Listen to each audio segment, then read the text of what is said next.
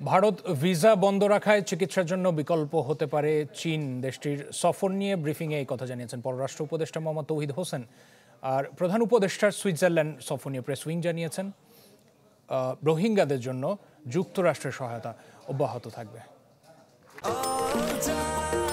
নিশ্চিন্তে খান স্বাস্থ্যকর all time পান, অল টাইম হেলদি লাইফ।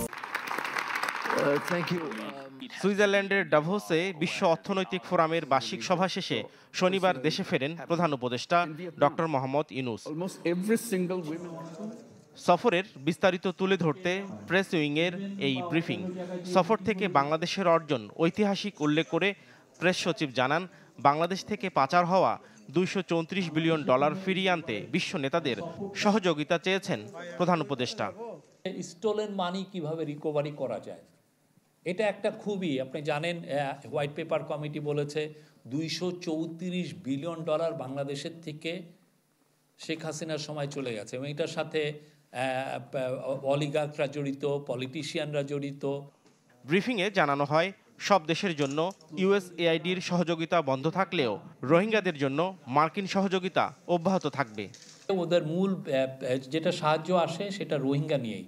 আপনি জানেন ইউএস এই 7 বছর ধরে যে রোহিঙ্গাদের যে একটা বড় অংশ বাংলাদেশে অবস্থান করছে, তাদের বিষয়ে ইউএস মোর দেন $2 বিলিয়ন দিয়েছে এবং আমরা আশা করছি এই যে তাদের যে কন্ট্রিবিউশনটা এটা কন্টিনিউ থাকবে এবং এটা কোনো ধরনের কোনো ইম্প্যাক্ট হবে না।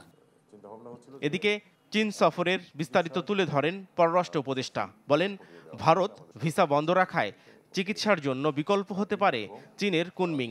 জানান, ঢাকার পূর্বাঞ্চলে হাসপাতাল নির্মাণ করবে চীন।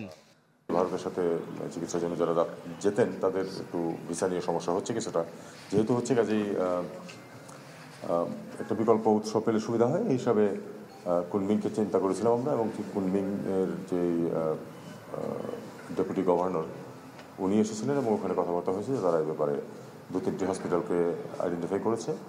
আমি বলেছি যে ভিসা যেন সহজ করা হয় এবং ভিসা ফি যেন কমিয়ে দেওয়া হয়, যাতে আমাদের পেশেন্টরা ওখানে গিয়ে সহজে চিকিৎসা নিতে পারে।